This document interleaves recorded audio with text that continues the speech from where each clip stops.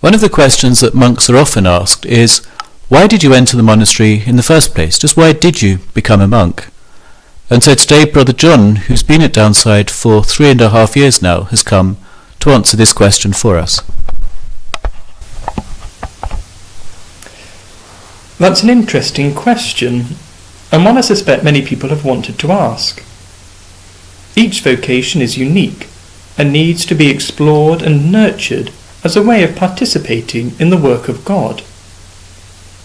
I first came to the monastery as part of a monastic experience weekend whilst still at university. After graduating and getting a job, I continued to visit as a guest until I entered as a postulant. The more I reflect on my own personality and traits, the more I realise that the monastic vocation fits with who I am. Although asking why I became a monk is an interesting question, a better one would be, why do you remain a monk? Often enough, the reasons for choosing to enter a religious order remain the same for staying, but a monk is never the same person who first enters. We aim to grow in love of Christ and our brethren. This question also becomes pertinent in the light of the recent sexual abuse scandal. Perhaps therefore a fair question to ask any monk today is, why remain a monk even after the sexual abuse scandal? I continue to remain in the monastery not because I think this is the perfect community, but it is here where I can learn to love God. The abbot is to act as shepherd, physician and father to those in his care, however imperfect they are, by gently yet firmly leading them to the way of perfection.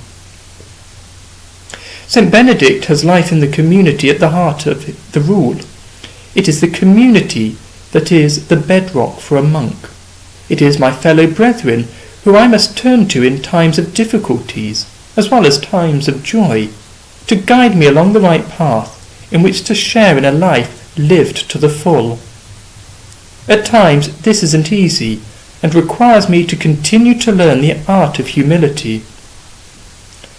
The great attraction of monastic life and the remedy for sin is holiness.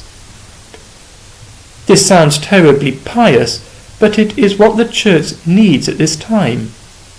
This, of course, is a challenge, and I can work towards this end through the labour of obedience. St. Benedict also offers his own blueprint with his degrees on humility. These chapters remind me that my own self-importance has no place in a monastic family. There must be less of me and more of God.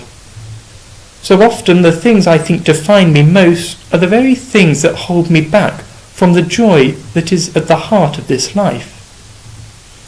The monastic life has a rich tradition, and it is within this setting that I think I can seek God and find him, but also find real happiness in my life.